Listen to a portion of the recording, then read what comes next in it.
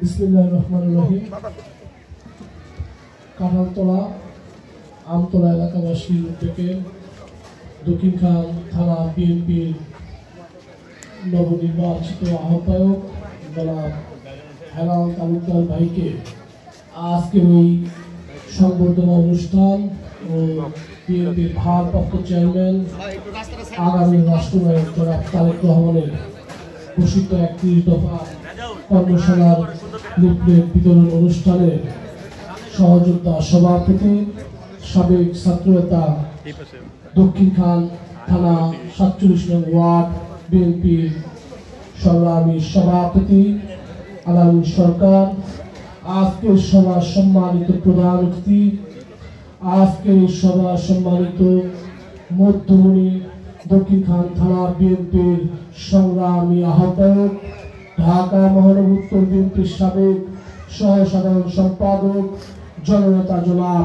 হেলাল তালুকদার উপস্থিত।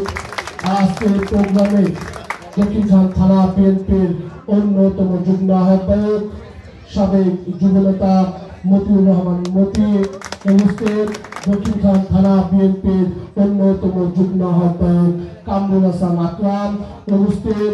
দক্ষিণখান থানা বিএনপির অন্যতম যুগ্ম আহ্বায়ক শাহজাহান আলী উপস্থিত। দক্ষিণখান থানা বিএনপির অন্যতম যুগ্ম আহ্বায়ক সাবেক যুবনেতা দেলার হোসেন সবুজ উপস্থিত।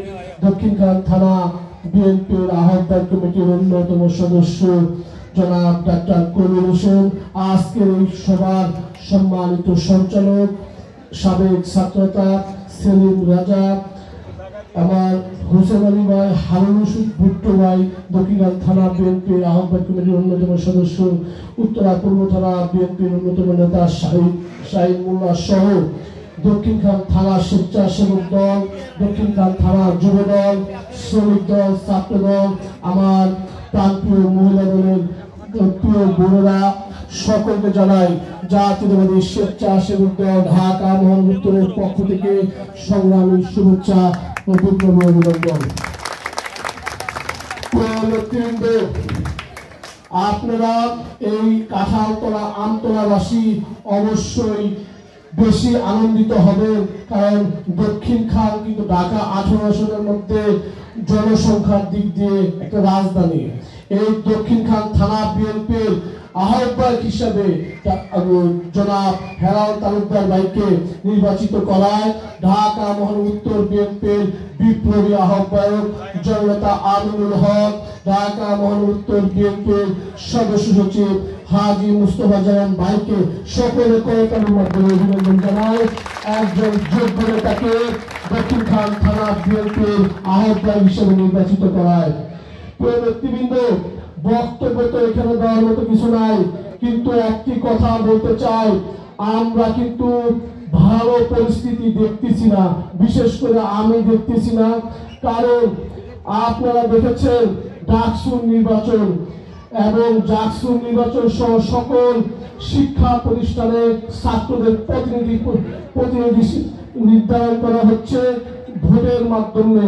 সেই ভোটেও কিন্তু ফ্যাসিস্ট সরকারের রেখে যাওয়া পেটের তারা এবং স্বৈরাচারের সেই দোসররা বর্তমানে রাজাগাররা মিলেমিশে একাকার হয়ে ভোট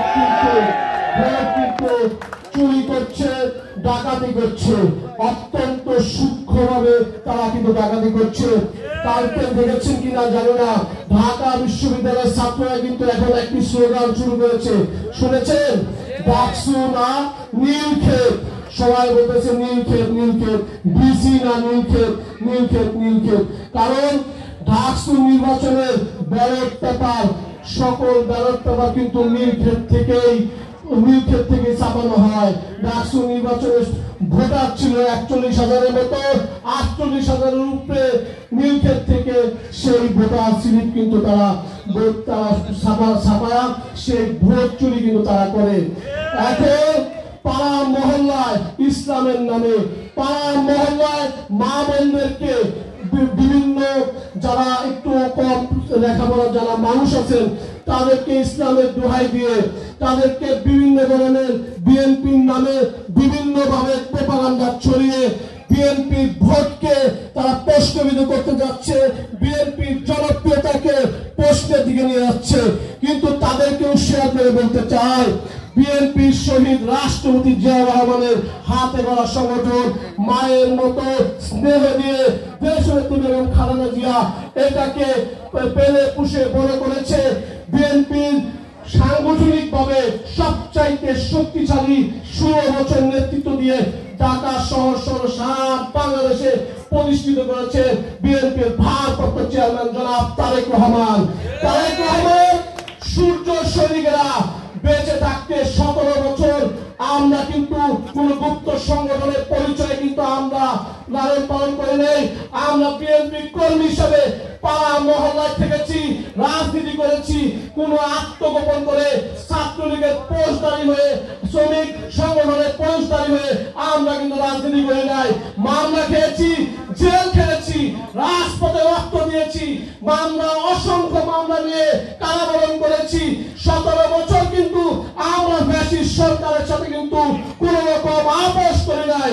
ইনশাআল্লাহ বিএনপির ভারপ্রাপ্ত চেয়ারম্যান আগামী রাষ্ট্রনায়ক জনাব তারেক রহমান যদি বিএনপির সকল নেতৃবৃন্দকে আরো 17 বছর বাংলাদেশের গণতন্ত্রের জন্য এদেশের মানুষের ভোটের অধিকার আদায় করার লক্ষ্যে যদি আন্দোলনের ডাক দেন, আপনারা সবাই প্রস্তুত আছেন না? বাংলাদেশে বিশেষ করে দক্ষিণখানের যোগ্য নেতৃত্ব হেলাল তালুকদারের মাধ্যমে আগামী ফেব্রুয়ারি মাসে হেলাল তালুকদারের নেতৃত্বে দক্ষিণখানের প্রত্যেকটি ওয়ার্ড থেকে, প্রত্যেকটি কেন্দ্র থেকে তাদের শীর্ষের বিজয় আমরা সুনিশ্চিত করব ইনশাআল্লাহ। এবং এই 47টা ওয়ার্ডে বিএনপির মনোনীত প্রার্থী হিসাবে, বিএনপির নির্ধারিত প্রার্থী হিসাবে, দক্ষিণখানের অভিভাবক হিসাবে এই 47-এর মানুষ অবশ্যই হেলাল তালুকদারকেও এই অঞ্চলের নেতৃত্ব বুঝিয়ে দিবেন। এই অঞ্চলের মানুষ তাকে নেতৃত্ব দেওয়ার সুযোগ করে দেবেন। এবং ধন্যবাদ জানিয়ে এই এত রাতের মধ্যে আমাদের অসংখ্য মা বোনেরা এই সভায় উপস্থিত থেকে অবশ্যই তার ধন্যবাদের প্রশংসা রাখে। তারা এই অনুষ্ঠানকে অত্যন্ত সুশৃঙ্খল ভাবে তারা যে আমাদের মতো ছেলেদের ভাইদেরকে আমাদেরকে উৎসাহ যোগাচ্ছে, তার জন্য তাদের মা বোনদের জন্য সকলে করতালি জানায়। এবং বাংলাদেশের গণতন্ত্রের বিজয় অবশ্যই ফেব্রুয়ারি মাসে বিএনপির ভারপ্রাপ্ত চেয়ারম্যানের মাধ্যমে ইনশাআল্লাহ হবে।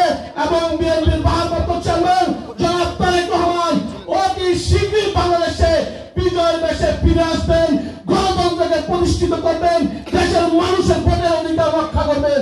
এই আশা প্রত্যাশায় বিদায় নিচ্ছি। বাংলাদেশ জাতীয়তাবাদী স্বেচ্ছাসেবক দল জিন্দাবাদ, শহীদ রাষ্ট্রপতি জিয়া রহমান, দেশনেত্রী বেগম খালেদা জিন্দাবাদ, আগামী দিনের রাষ্ট্রনায়ক জনাব তারেক রহমান জিন্দাবাদ। এই অঞ্চলের দক্ষিণখানের মা মাটি ও মানুষের নেতা হেলাল তালুকদার ভাই জিন্দাবাদ। সকলকে ধন্যবাদ। আসসালামু আলাইকুম। ধন্যবাদ।